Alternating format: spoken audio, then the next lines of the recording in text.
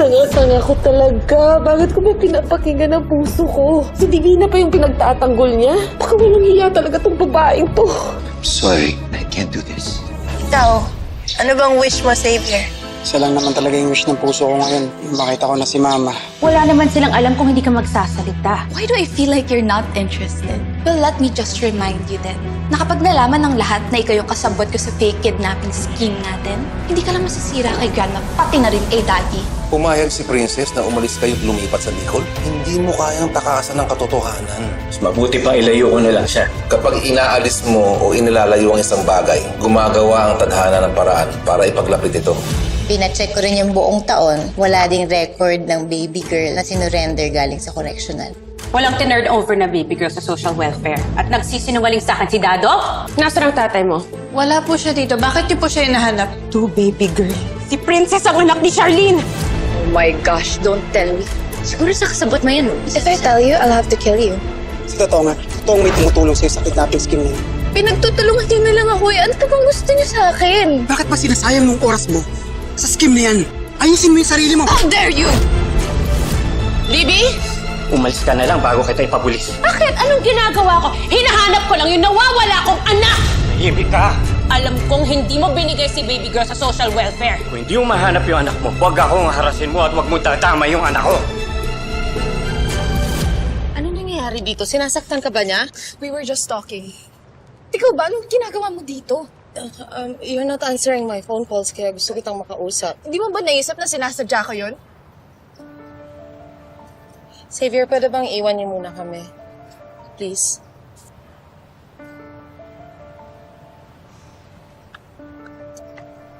Libby, wait. Ano ba? Bitawan mo ako. Alam mo, dapat di ka na nagpunta dito eh. Magchichismisan na naman nila ako. Ano, hindi pa ba enough yung shame na pinagdadaan ko dahil sa'yo? Anak, alam kong mahirap itong nangyayari sa'yo. Mahirap din sa akin na malayo ka sa And akin. yet, anong ginawa mo?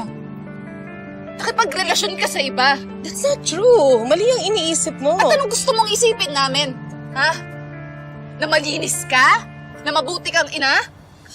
Libby, wala kang karapatan husgahan ako, ha? Nanay mo pa rin ako. May karapatan ako. Kasi sa akin ka nagkulang. Sa amin ni Daddy. Ano man nangyayari sa amin ng daddy mo, hindi pa rin magbabago ang pagtingin ko sa'yo. Anak pa rin kita at mahal kita. Mahal? Sorry Hindi ko kasi nararamdaman eh. In fact, okay nga lang sa akin na maghiwalay kayo ni Daddy. Kasi never ka naman naging mabuting ina. Mabuting asawa kay Daddy. You deserve that you lost us.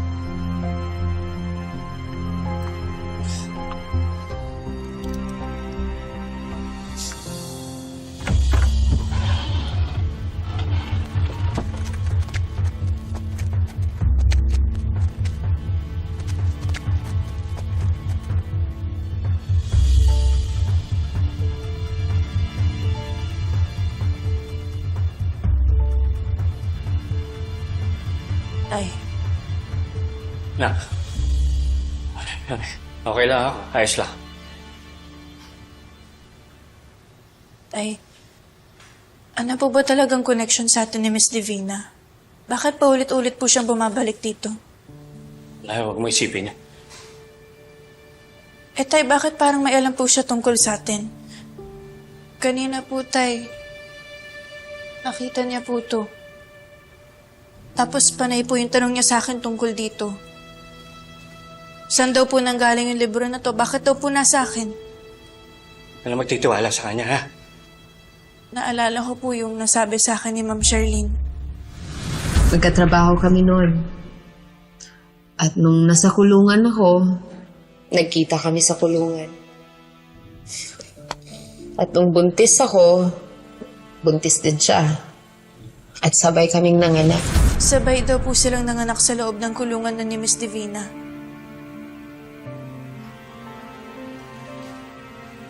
Totoo yun, anak. Kasi ako yung warden nila nun, eh. Eh bakit may alam din po si Ma'am Charlene tungkol sa librong to? Sa anak niya kasi yan, eh. Nung umalis sila ng kulungan, naiwan niya. Nanginayang naman ako, kaya tinabi ko, tinago ko, kaya binigay ko sa'yo. Eh bakit po ang sabi niyo sa akin kay nanay ito? Siya po ang nagbigay sa akin ito. Princess, mahalaga pa ba yun? Kailangan pa ba natin pag-usapan to? Eh naguguluhan na po kasi ako eh. Gusto kong malaman yung totoo. Gusto kong maliwanagan. Na, sinabi ko naman sa'yo yung totoo eh. Okay naman tayo, maayos ang lahat. Gumulo lang dahil kay Divina. Sinasadya niyang guluhin tayo eh kasi masama siyang tao. Naiinggit siya kasi may anak ako gagaya mo. Samantala kasi yung anak niya, iniwan niya parang tuta, pinabayaan niya. Eh bakit niya po kayo pinagbabantaan? Ano pong kasalanan niyo sa kanya? Tama na! Pwede ba tama na? Pagod na ako, gusto ko na magpahinga.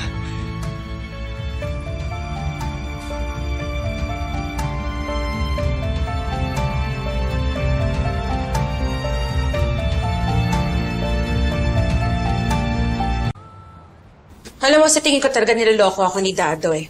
Alam niya kung nasan si baby girl. Bakit hindi na lang sabihin sa'yo para matahimik ka na? Baka natatakot siya ipapakulong ko siya. O kaya, hindi kaya si Princess si baby girl. Tingin mo? Well, wala pa akong ebidensya.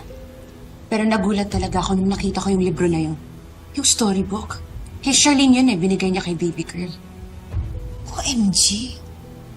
Kung nagkataon, si Princess ang tunay na anak ni Shirley. Ganun na nga. Eh bakit hindi sabihin ni Dado kay Charlene? Kas, ang alam nila, ako ang ina ni baby girl, di ba? Ay, oo nga pala. Kaloka naman kasi, napakakomplikado ng buhay niyo eh. Pumilit na nga ang mundo natin. Nabibigyan linaw ng mga bagay-bagay. Sa tingin ko, kailangan kong mag-ingat sa pag-handle kay Dado at kay Princess. Hindi dapat sila mawala sa radar ko. Sa tingin mo, magpapanik si Dado sa ginawa mo? Well, binigyan ko naman siya ng time and space. Pero oras na makakuha ako ng pagkakataon, kukuhanan ko ng specimen si Charlene at si Princess. Papa-DNA mo? Correct. At yung tamang hinala ko, gagamitin ko si Princess laban kay Charlene. Anak, laban sa ina.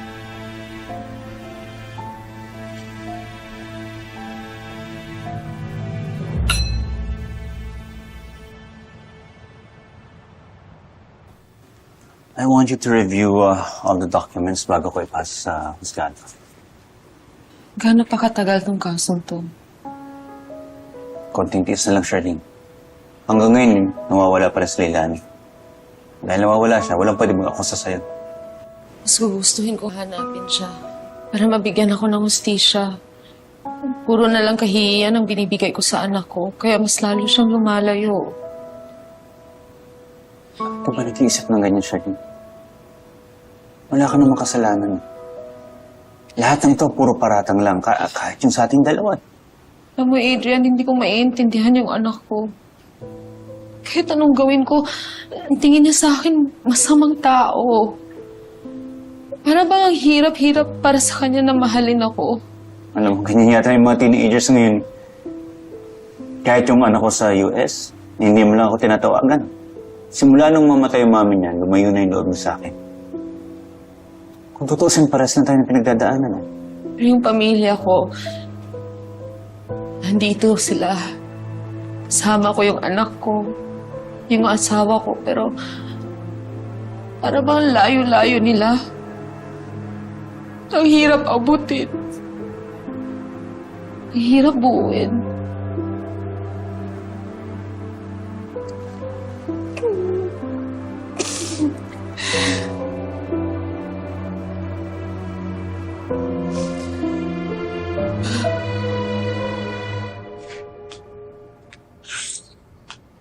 Iho, you shouldn't be here. Di ba nag-usap na tayo? Magbabakasyon ka muna and I'll take over the company. Ikaw ang dapat na wala dito, Ma. You're retired, di ba? You're supposed to be the one enjoying your time. At ano, pabayaan ko malugmok ka dyan sa sitwasyon mo? Tignan mo nga yung sarili mo, Raymond. Ano ba nangyayari sa'yo? Till now, hindi pa rin ako makapaniwala na gawa ni Charlene to. Ano pa bang kailangan gawin para matauhan ka? Bakit niya nagawa to? Bakit niya ako napalitan agad? Tagal ka niyang pinalitan. Hindi mo lang alam.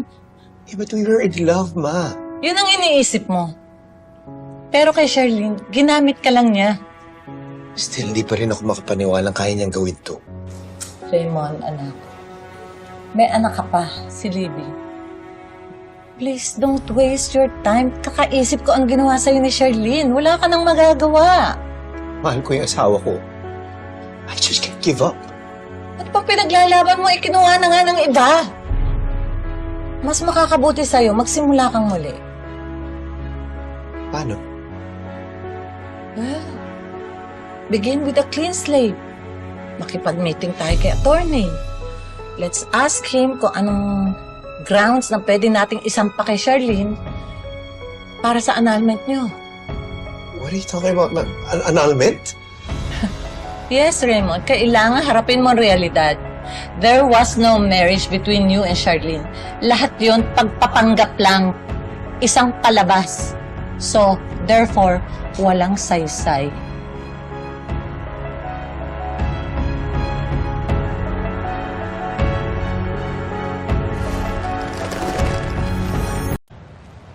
Kakaiba talaga yung mga kilos ni tatay ngayon eh. Parang ang dami-dami po niyang tinatago sa akin. Di ko alam anong kinakatakutan niya na malaman ko eh. Tsaka si Miss Divina, parang ang dami niya rin alam tungkol sa amin.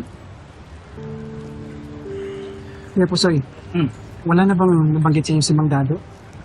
Wala naman. Ngayon ko nga lang nalaman na magkakalala sila dati ng Divina eh.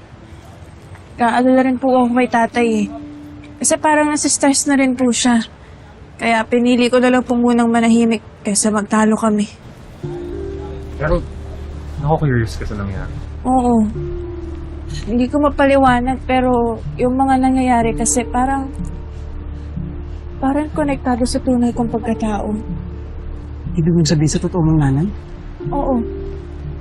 Hindi ko lang alam kung paano pagdidugtong-dugtong. Ang dami pa kasing tanong na walang sagot eh.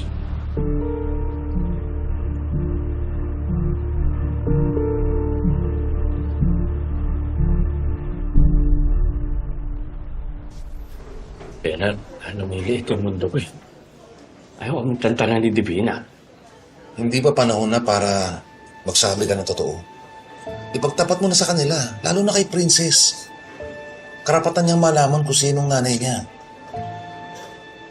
Pero kung ibang naging nanay niya, madali para sa akin. Ayoko kay Divina kasi wala siyang pagmamahal sa anak niya. Baka naman nagbago na. Hindi. Hindi mapapabuti ang buhay ni Princess sa babae yun. Yun ba talaga ang dahilan?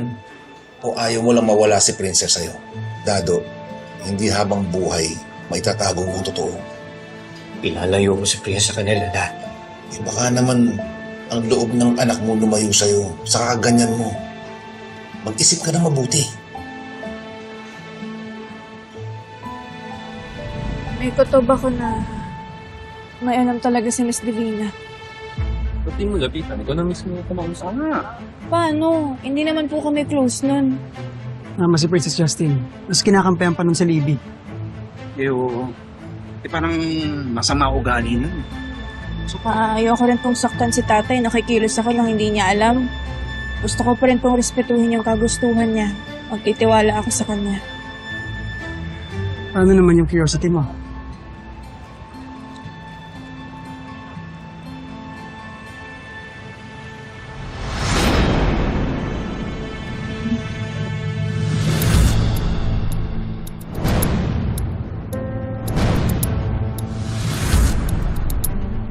Kuya Pusoy, bakit? Yung uban! Naalala ko! Hindi ako pwede magkamali. Diyan sa van na yan, sumakay si Libby nung araw na sinabi niya nakidnap siya.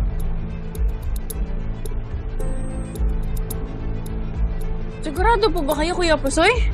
Oo naman, Princess. Hindi ko makakalimutan yung sticker at yung plate number. Diyan nga sumakay si Libby.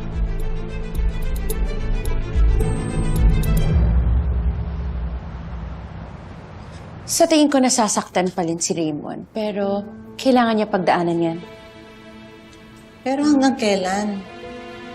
Gusto ko kasi tuluyan na niyang makalimutan niya Charlene na yan.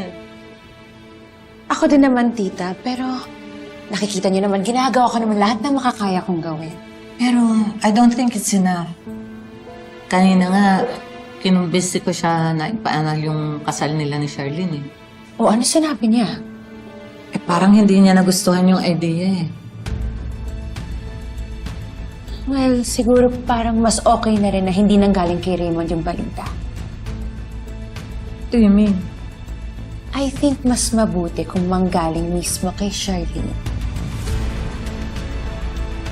I like that. But how?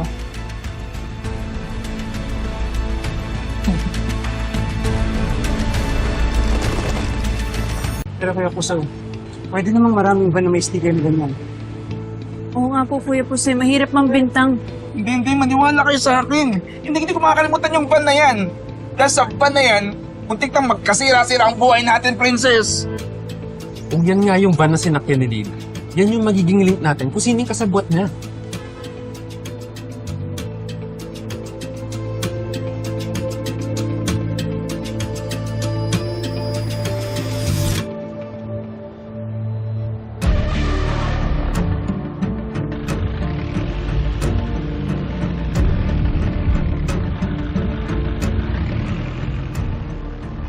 Teka, alis na yung van. Anong gagawin natin?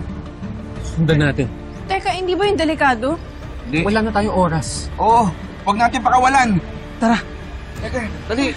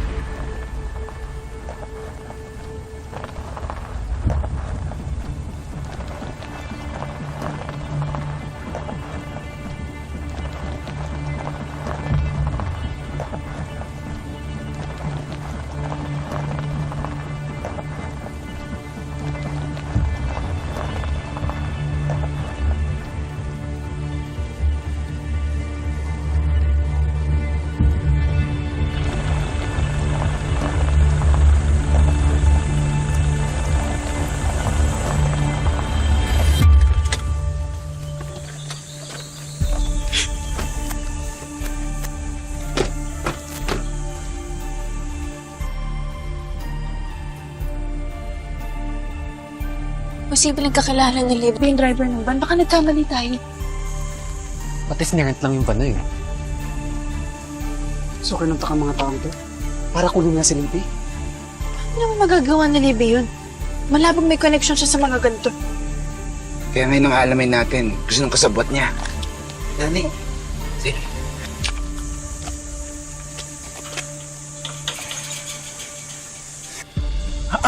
Yung sa gilid, bukas! Dahan-dahan lang, ah. Dahan-dahan, Princess. Ingat kayo, ha?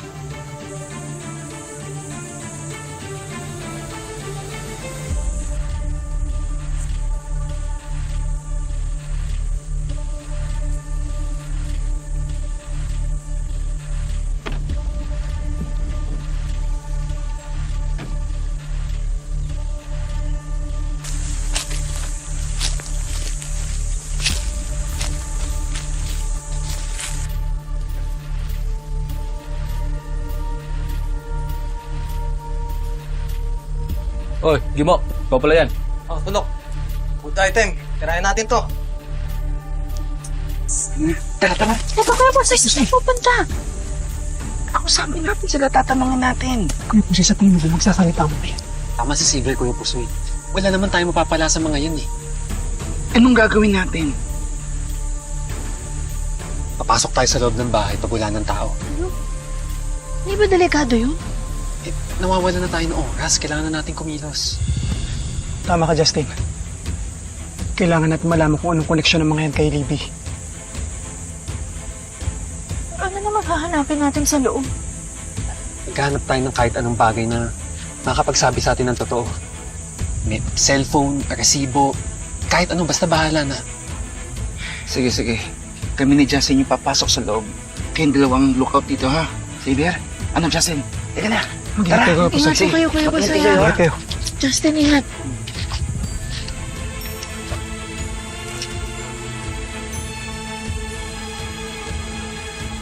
Justin.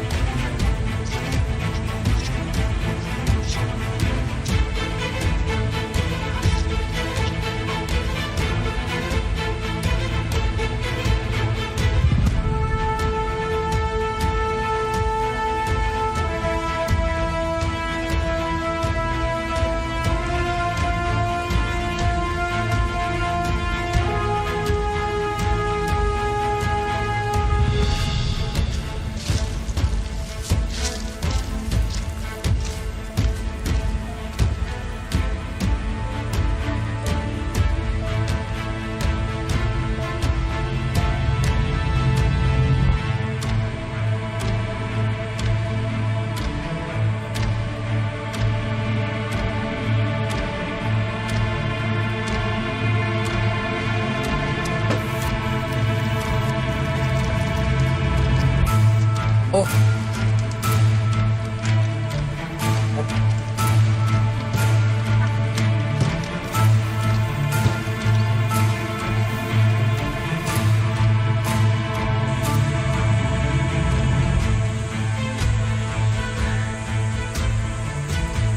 Princess, huwag kang kabahan. Magiging okay din ang lahat. Sana nga may makuha sila.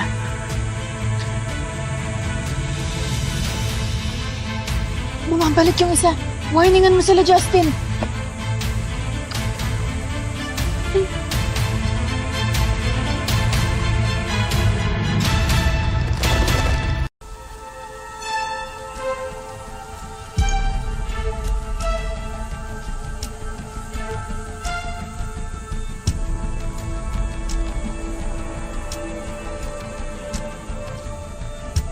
Anak ng teteng.